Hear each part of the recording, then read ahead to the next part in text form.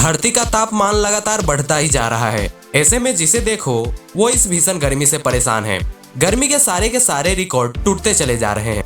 आखिर ऐसा क्यों हो रहा है और इतनी गर्मी क्यों पड़ रही है? Reason heat wave. क्या होती है हीट वेव? 122 सालों बाद इस बार सबसे ज्यादा गर्मी देखी गई है। जब किसी क्षेत्र का टेम्परेचर नॉर्मल से 4.5 डिग्री से ज्यादा बढ़ जाती है तब हीट वेव डिक्लेयर किया जाता है।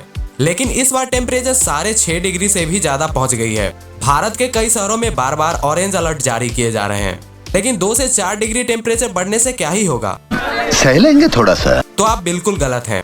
हीट वेव डेंजरस क्यों है? हीट वेव कोई जोक नहीं है। भारत में कई सारे लोग कड़ी धूप में काम करते हैं, जिससे इन लोगों के लिए हीट वेव और भी ज्यादा डेंजरस साबित हो सकता है। पिछले कई सालों में वर्ल्ड वाइड लगभग 1,60,000 से भी ज्यादा लोग हीट वेव के कारण मारे गए हैं। हीट वेव होती क्यों है? इनके कई फैक्टर्स हो सकते हैं। इस साल मार्च और अप्रैल में इतनी गर्मी होने के कई कारण हैं। माना जा रहा है कि इस साल समय से पहले ही गर्मियों की शुरुआत हो चुकी है। समय समय पर बारिश का ना होना। मार्च के बाद देश के कई क्षेत्रों में सामान्य रूप से हल्की बारिश होती थी, जिसके वजह से एयर कूल डाउन होती थी।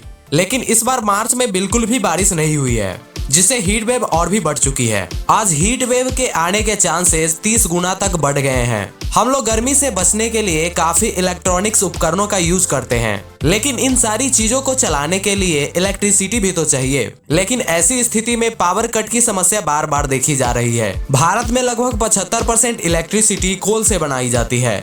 रशिया यूक्रेन वार के कारण इंडिया को कोल के लिए 5 गुना ज्यादा पे करना पड़ रहा है। आज इंडिया पिछले कुछ सालों में सबसे बर्स्ट पावर कट से जूझ रहा है। लेकिन हम इन हीट वेव से कैसे बच सकते हैं? सुबह 10 बजे से शाम के 4 बजे के दौरान घर के अंदर रहें। जब आप बाहर हो तो ये जरूरी है कि आप जितना हो सके सीधी धूप से बचें।